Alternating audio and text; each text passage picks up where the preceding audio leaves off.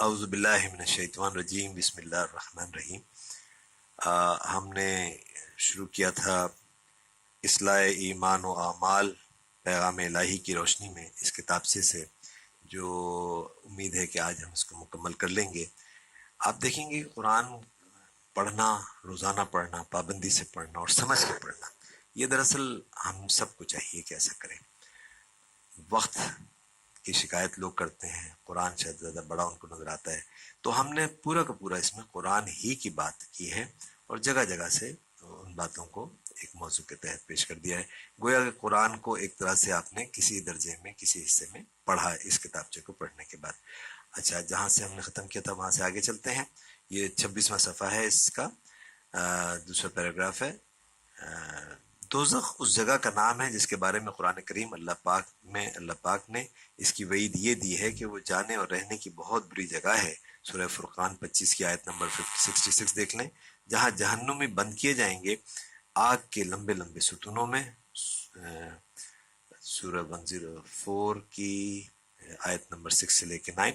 اور جب ان کی کھالیں جل اور گل جائیں گی تو انہیں نئی کھالوں سے بدل دیا جائے گا۔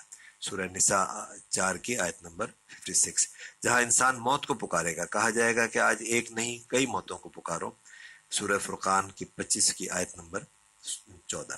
سورہ فرقان کی آیت نمبر 14۔ لیکن اب بھلا موت کہاں؟ اور انسان یہی پوچھے گا کہ کہیں بھاگ نکلنے کی کوئی سبیل ہے؟ سورہ قیامہ 79 کی آیت نمبر 10 پڑھ کے دیکھ لیجئے کہ اب ہمیں اگر دنیا میں ایک دفعہ اور جانے کا موقع ملے تو ہم نیک کام کریں گے۔ سورہ اعراف 7 کی آیت نمبر 53۔ لیکن ایسا اللہ پاک نے فرمایا ہرگز نہیں ہوگا۔ سورہ مومنین 23 کی آیت نمبر 100۔ جب دوزخ میں کوئی جماعت داخل کی جائے گی تو اس کے دروغہ اس سے پوچھیں گے کیا تمہارے پاس کوئی اللہ کا پیغام دینے والا نہیں آیا تھا؟ وہ کہیں گے کہ آیا تھا، لیکن ہم تو ان کی بات کو ہلکے انداز میں اور جیسے کوئی مذاق کی بات ہوتی ہے اس طرح اس کو ہنستے کھیلتے سنتے رہے۔ سورہ ملک 67 کی آیت نمبر 8-9۔ اور یہ کہ ہم نماز نہیں پڑھتے تھے اور یتیم کو کھانا نہیں کھلاتے تھے یہاں تک کہ ہم کو موت آ گئی۔ سورہ مدثر 74 کی آیت نمبر 42 سے 44۔ انسان کو اس کے گناہ کے مطابق سزا دی جائے گی۔ کسی کو 70 گز لمبی زنجیر سے باندھا ہوا ہوگا۔ سورہ حاقہ 69 کی آیت نمبر 32۔ تو کوئی گردن میں توق پہنے ہوئے ہوگا۔ سورہ مومن کی آیت نمبر 7، مومن جو کہ 40 ہے، آیت نمبر 71۔ تو کسی کو وہ سونا چاندی جو وہ سینچ سینچ کر رکھتا تھا وہ آگ میں تباہ کر گرم کر کے اس کے جسم کو داغا جا رہا ہوگا۔ سورہ توبہ 9 کی آیت نمبر 34-35۔ پینے کے لیے اور پیاس بجھانے کے لیے پانی نہیں بلکہ پیپ ہوگی۔ سورہ ابراہیم کی 14 کی آیت نمبر 16۔ قرآن فرماتا ہے کہ ان کی پیاس کی شدت وہ ہوگی کہ اس پیپ اور کھولتے گرم پانی کو وہ ایسے پی رہے ہوں گے جیسے پیاسے اونٹ پیتے ہیں۔ سورہ واقعہ 56 کی آیت نمبر 55۔ اور پیاس بجھنے میں نہ آ رہی ہوگی۔ تھور کا درخت وہ ہے جس میں بڑے بڑے لمبے کانٹے ہوتے ہیں۔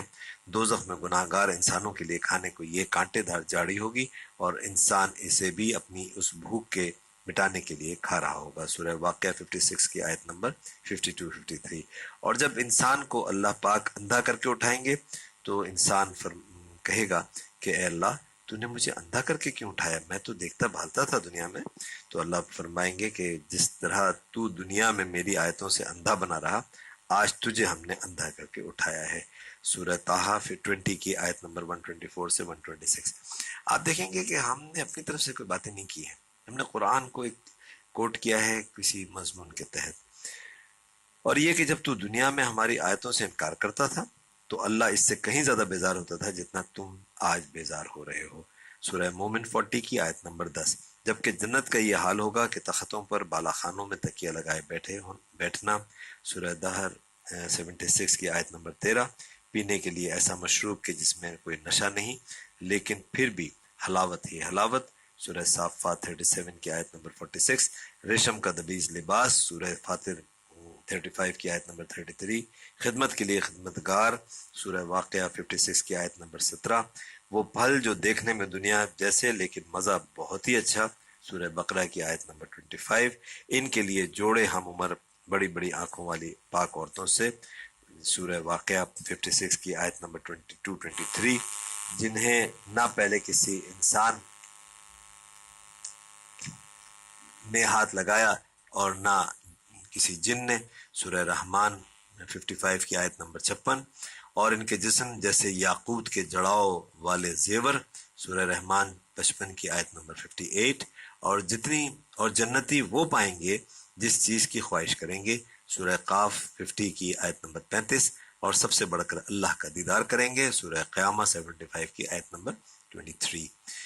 آپ کو دعوت سوچ دینے والی آخری بات، آئیے میرے مسلمان ساتھیوں ان دو برے سے برے اور اچھے سے اچھے انجام میں سے اچھے انجام کی طرف لپکیں، اور اس بات پر تھوڑا سا وقت لگائیں کہ یہ کیسے ہو کہ ہم عذاب الہی سے بچ سکیں، اور یہ کیسے ہو کہ اچھے انجام کے حقدار ہو جائیں۔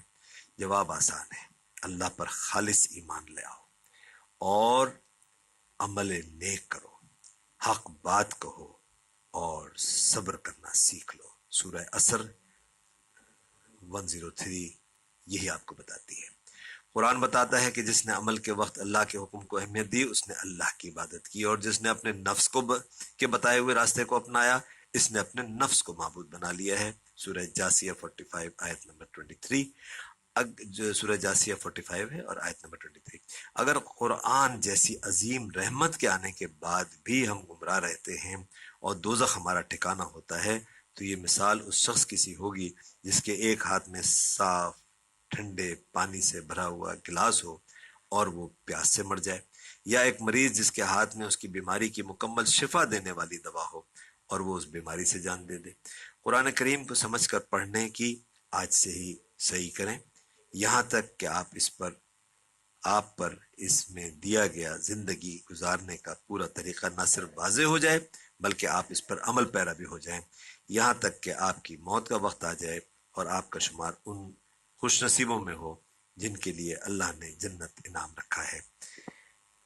ایک آدھ ہم نے بعد میں ایسی ریفرنس دیے جائے سورہ زمر کا کہ جو انسان کو گائیڈ کرتی ہے۔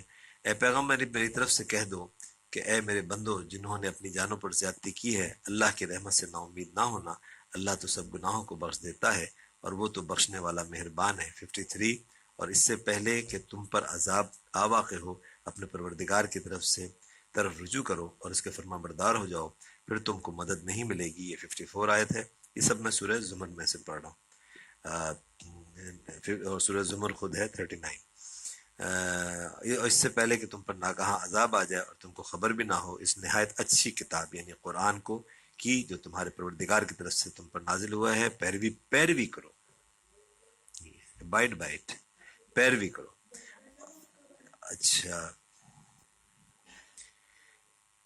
اس قرآن یعنی کتاب یعنی قرآن کی جو تمہارے پروردگار کی طرف سے تم پر نازل ہوئے پیروی کرو، کہ مبادا اس وقت کوئی متنفس کہنے لگے کہ ہائے ہائے، اس تقصیر پر افسوس ہے جو میں نے اللہ کے حق میں کی اور میں تو ہنسی ہی کرتا رہا۔ 56، یا یہ کہنے لگے کہ اگر اللہ مجھ کو ہدایت دیتا تو میں بھی پرہیزگاروں میں ہوتا۔ 57، یا جب عذاب دیکھ لے تو کہنے لگے کہ اگر مجھے ایک دفعہ پھر دنیا میں جانا ہو نصیب ہو جائے تو میں نیکوکاروں میں ہو جاؤں۔ 58، اللہ فرمائے گا کہ کیوں نہیں، میری آیتیں تیرے پاس پہنچ گئی ہیں، تو نے ان کو جھٹلایا اور شیخی میں آ گیا اور تو کافر بن گیا۔ 59، اور جن لوگوں نے اللہ پر جھوٹ بولا تم قیامت کے دن دیکھو گے کہ ان کے منہ کالے ہو رہے ہوں گے، کیا غرور کرنے والوں کا ٹھکانہ دوزخ میں نہیں ہے۔ 60، اور جو پرہیزگار ہیں ان کی سعادت اور کامیابی کے سبب اللہ ان کو نجات دے گا، نہ تو ان پہ کوئی سختی پہنچے گی اور نہ وہ غمناک ہوں گے۔ یہ میں نے سورہ زمر کی 53 سے لے کے 61 آیات کا 61 نمبر آیات کا ترجمہ کیا۔ یہاں پر کچھ سوال جواب بھی ہیں۔ دو ہی سوال ہیں شاید۔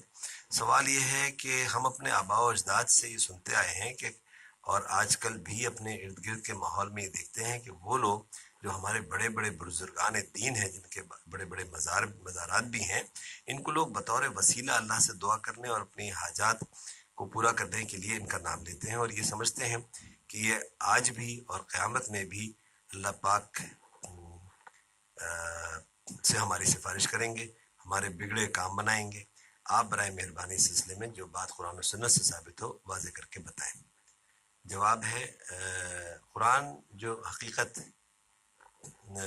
قرآن جو حقیقت کھول کھول کر بیان کر دیتا ہے، اس میں یہ واضح ہے کہ علاوہ اللہ کے کسی کو بھی اس کی مخلوق میں سے مدد کے لیے پکارنا اور ان کی حاجت اور ان کو حاجت روا اور مشکل کشا سمجھنے والوں کے لیے مدد ذیل حقیقت بیان کر دی گئی ہے کہ اب آپ پر ہے کہ خالق کائنات یعنی اللہ سبحانہ و تعالیٰ کی اس بات کو سچ جانیں یا شیطان کے بنائے ہوئے ہمارے ذہن میں بچھے نقشے کو سچ سمجھیں۔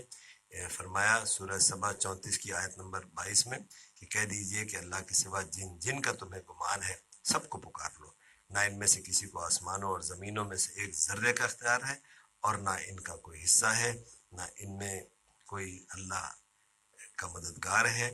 شفاعت سفارش بھی اس کے پاس کچھ نفع نہیں دیتی بجز ان کے جس کے لیے اجازت دی جائے۔ اچھا یہ آخری ایک سوال اور ہے، فرقہ پرستی کی اسلام میں کیا حقیقت ہے؟ کیونکہ اسلام اس وقت دنیا میں سب سے تیزی سے بڑھنے والا پھیلنے والا مذہب ہے، اور ہم یہ دیکھتے ہیں کہ قرآن کو پڑھ کر جو بھی مسلمان ہوتا ہے وہ صرف مسلم ہوتا ہے اور کسی فرقے یا گروہ کا نام بھی نہیں جانتا، جبکہ اس کے برعکس ہمارے ارد گرد کے ماحول میں ایک مسلمان سے زیادہ اس کے فرقے کی اہمیت ہے۔ برائے مہربانی وضاحت فرمائیں۔ جواب میں لکھا ہے کہ اس کا جواب تو قرآن میں واضح ہے، فرمایا ہے کہ رسی یعنی قرآن حکیم کو مضبوطی سے تھام لو اور فرقوں میں